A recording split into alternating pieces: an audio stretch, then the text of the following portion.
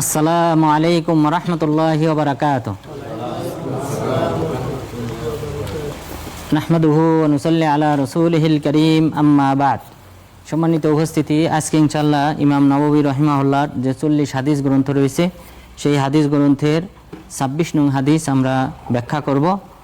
তো এই হাদিসটি আবু হুরায়রা রাদিয়াল্লাহু আনহু থেকে বর্ণিত হয়েছে, যিনি হলেন সবচেয়ে বেশি হাদিস বর্ণনাকারী। এককভাবে যেই সাহাবী হাদিস বর্ণনা করেছেন তিনি হলেন আবু হুরায়রা রাদিয়াল্লাহু আনহু। তো তিনি বলেন, রাসূল সাল্লাল্লাহু আলাইহি ওয়াসাল্লাম বলেছেন, কুল্লু সুলামা মিনান নাস আলাইহি সাদাকা কুল্লু ইয়াউমিন তাতলু ফীহি শামস। যে মানুষের প্রতিটি জোড়ার উপর সদকা করা আবশ্যক। প্রতিদিন মানুষের প্রতিটি জোড়ার বিনিময়ে সদকা করা আবশ্যক। তাআদিলু বাইনাল ইসনাইনি সাদাকা। সেই সদকা করা যে আবশ্যক, সেই সদকা করার যে সকল আমল রয়েছে, যে আমলগুলি করলে সদকা করা সমান সওয়াব হবে, অথবা প্রতিটা জোড়ার যে হক রয়েছে সেই হক আদায় হবে, তার মধ্যে প্রথম হলো তাআদিলু বাইনাল ইসনাইন সাদাকা। দুইজন ব্যক্তির মাঝে যদি সংশোধন করা হয়, কোনো সমস্যা থাকলে সেই সমস্যার যদি সমাধান করা হয়, তাহলেও সদকা করার সমান সওয়াব হবে। তাহলে আমাদের একটা জোড়ার হক আদায় হবে। ধরেন একজন ব্যক্তির মাঝে আপনি ফয়সালা করে দিলেন, তাহলে আমাদের শরীরে যে জোড়া রয়েছে এই জোড়ার সংখ্যা একটি হাদিসে উল্লেখ হয়েছে। রাসূল সাল্লাল্লাহু আলাইহি ওয়াসাল্লাম বলেছেন, ফিল ইনসানি সালাসুমিআতিন ওয়া সিত্তুনা মিফসালা। মানুষের শরীরে 360টি জোড়া রয়েছে। 360টি জোড়া, যেমন ধরেন এই আঙ্গুলের এখানে একটা জোড়া, এখানে আরেকটা জোড়া, এখানে আরেকটা জোড়া, এবার হাতের কবজিতে জোড়া, এখানে জোড়া, এবার এখানে জোড়া। এই যে জোড়গুলা, এই জোড়ের সংখ্যা হাত পা বডি সব মিলে 360টি। তাহলে প্রতিদিন আমাদেরকে 360টি সদকা করা আবশ্যক। যেহেতু প্রতিটা অঙ্গ প্রত্যঙ্গের বিনিময়ে একটি করে সদকা করা আবশ্যক। তো এটা হলো এই হাদিসের ভাষ্য। আর সদকার ব্যাখ্যা হলো যে শুধুমাত্র টাকা পয়সা দিয়ে দান করলেই যে সদকা হয় তা না, বরং আরও অনেক আমল রয়েছে যে আমলগুলি করলে সদকা করার সমান সওয়াব দেওয়া হয়। তো হাদিসে প্রথম অংশে বলা হয়েছে তাআদিলু বাইনাল ইসনাইন সাদাকা। দুইজন ব্যক্তির মাঝে যদি কোনো সমস্যার সমাধান করে দেওয়া হয়, ফয়সালা করা হয়, ইনসাফপূর্ণ ফয়সালা করা হয়, তাহলে সদকা করার সমান সওয়াব হবে। এ সম্পর্কে মহান রব্বুল আলামিন বলেন, লা খায়রা ফি কাসীরিম মিন নাজওয়াহুম ইল্লা মান আমারা বিসাদাকাতিন আও মা'রুফিন আও ইসলাহিন বাইনান নাস ওয়া মান ইয়াফআল যালিকা ইবতিগাআ মারযাতিল্লাহ ফাসাউফা নু'তিহি আজরান আযীমা। মানুষের অধিকাংশ যে সংলাপ রয়েছে, গোপনে পরস্পর যে সংলাপ করে, সলা পরামর্শ করে, কথাবার্তা বলে, সেই কথাবার্তার অধিকাংশ কথাবার্তার মাঝে কোনো কল্যাণ নেই। ইল্লা মান আমারা বিসাদাকা। তবে কেউ যদি এই কথা বলার মাধ্যমে কাউকে সদকা করার নির্দেশ দেয়, আও মারুফ কোনো ভালো কাজ করার নির্দেশ দেয়, আও ইসলাহিম বাইনান নাস অথবা মানুষের মাঝে যদি সংশোধন করে, তাহলে সেইগুলি হলো কল্যাণকর কাজ। এছাড়া অধিকাংশ মানুষের কথাবার্তা কাজ এগুলি হলো অনর্থক, এগুলার কোনো ভিত্তি নেই, এগুলার কোনো কল্যাণ নেই। এরপরে বললেন, ওয়া মান ইয়াফআল যালিকা ইবতিগাআ মারযাতিল্লাহ। যে ব্যক্তি এই আমলগুলি আল্লাহ তাআলার সন্তুষ্টির উদ্দেশ্যে করবে, অর্থাৎ মানুষের মাঝে সংশোধন শুধুমাত্র আল্লাহ তাআলার সন্তুষ্টির উদ্দেশ্যে যদি করে, অর্থাৎ এমন না যে অপর পক্ষের কাছ থেকে টাকা নিয়ে ঘুষ নিয়ে এই ফয়সালা করে দেয়, এমনটা যদি না হয়, শুধুমাত্র আল্লাহর সন্তুষ্টির উদ্দেশ্যে যদি করে থাকে, অথবা সৎকা যদি আল্লাহ তাআলার সন্তুষ্টির উদ্দেশ্যে করে থাকে, ভালো কাজের নির্দেশ অথবা কোনো ভালো কাজ যদি সে নিজে করে সন্তুষ্টির উদ্দেশ্যে, তাহলে ফাসাউফা নু'তিহি আজরান আযীমা। তাহলে অবশ্যই আমি তাকে উত্তম প্রতিদান দান করব। তাহলে এই আয়াতেও আল্লাহ তাআলা বলেছেন, মানুষের মাঝে সংশোধন করলে আল্লাহ তাআলা কিয়ামত দিবসে তাকে উত্তম প্রতিদান দান করবেন। আর হাদিসে বলা হয়েছে এটা সদকা করার সমান সওয়াব। এরপরে বলেছেন সদকা করার সমান সওয়াব কোন আমলে রয়েছে, ওয়াতুঈনুর রাজুলা ফি দাব্বাতিহি ফাতাহমিলুহু আলাইহা। যে তুমি কোনো ব্যক্তিকে তার সওয়ারির উপর উঠার জন্য সহযোগিতা করবে।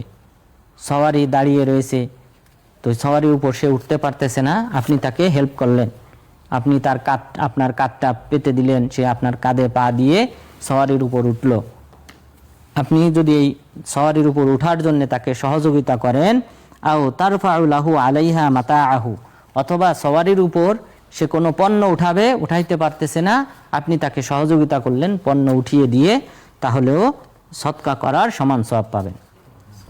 এরপরে বললেন ওয়াল কালিমাতুত তাইয়্যিবা সাদাকা, উত্তম কথা, আপনি যদি ভালো কোনো কথা বলেন তাহলেও সেটা সদকা করার সমান সওয়াব।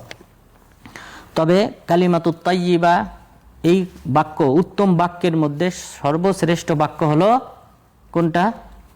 লা ইলাহা ইল্লাল্লাহ, এটা হলো সর্বোত্তম বাক্য। অর্থাৎ আমরা যে সকল কথাবার্তা বলে থাকি এগুলির মধ্যে সর্বোত্তম বাক্য, সর্বোত্তম কথা হলো লা ইলাহা ইল্লাল্লাহ।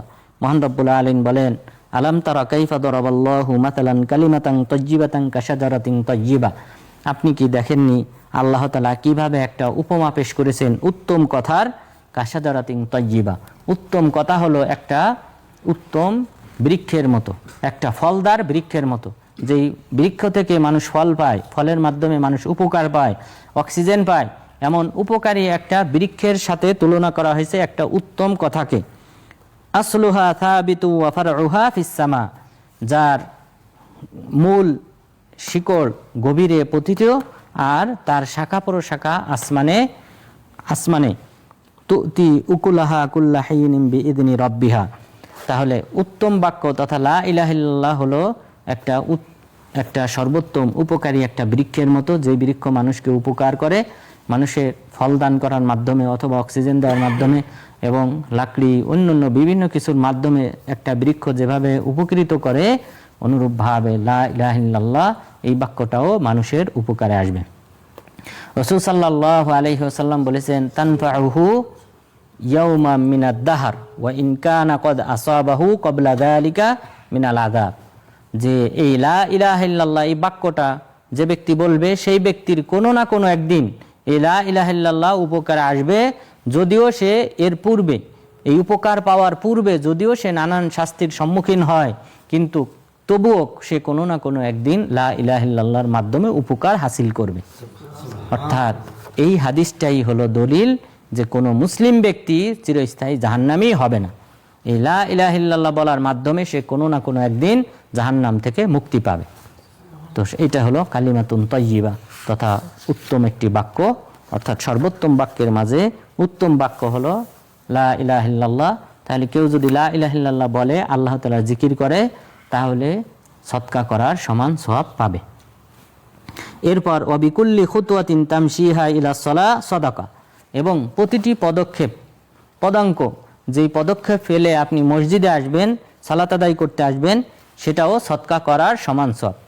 তাহলে আপনি 360টা কদম ফেলে যদি আপনি মসজিদে আসেন, তাহলে আপনার ওই দিনের সদকা আদায় হয়ে যাবে, ওই দিনের সদকা আদায় হয়ে যাবে। প্রতিটি কদম হলো সদকা করার সমান সওয়াব। ওয়া তুমিতুল আযা আনিত তরিক সাদাকা, এবং আপনি মানুষকে কষ্ট দেয় এমন বস্তু যদি রাস্তা থেকে সরিয়ে ফেলেন, তাহলেও সদকা করার সমান সওয়াব দেওয়া হবে।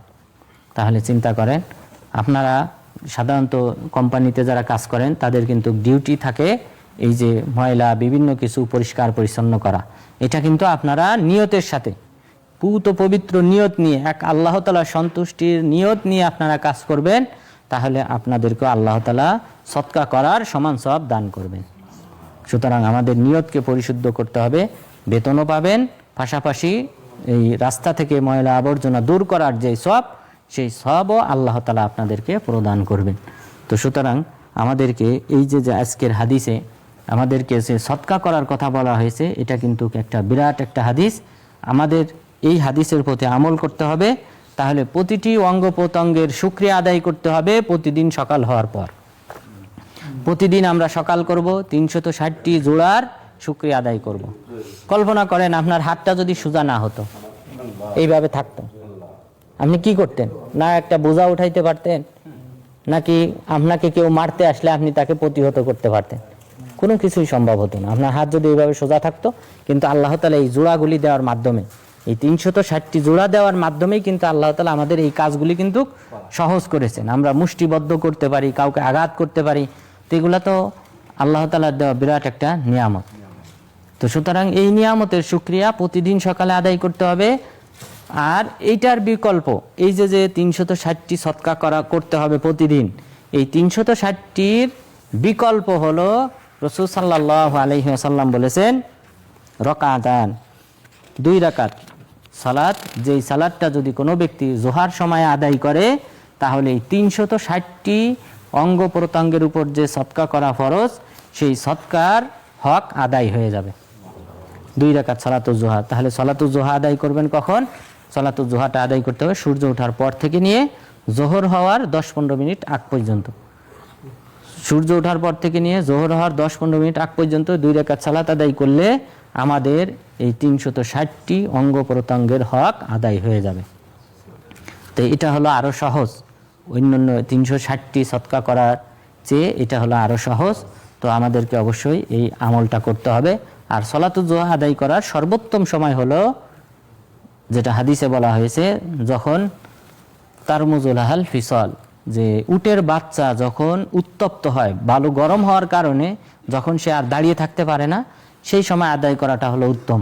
অর্থাৎ 10:30 থেকে নিয়ে 11:30 এই টাইমটার মধ্যে বালু উত্তপ্ত হয়ে যায়, ওই সময় উটের বাচ্চার জন্য দাঁড়িয়ে থাকা কষ্টকর, ওই সময় সালাতুল জোহা যদি আদায় করা হয় তাহলে এটা উত্তম। তবে সূর্য ওঠার পর থেকে নিয়ে যদি ওই জোহর হওয়ার 10-15 মিনিট আগ পর্যন্ত এই সময় আদায় করা হয় তাহলে আদায় হয়ে যাবে। তো আল্লাহ তাআলা যেন আমাদেরকে এই মহান হাদিসের উপর আমল করার তৌফিক দান করেন এবং সালাতুল জোহা নিয়মিত আদায় করার তৌফিক দান করেন এবং আল্লাহ তাআলার নৈকট্য অর্জন করার তৌফিক দান করেন। আমিন। ওয়া সাল্লাল্লাহু আলা নাবিয়িনা মুহাম্মদ ওয়া আলা আলিহি ওয়া সাহবিহি আজমাইন।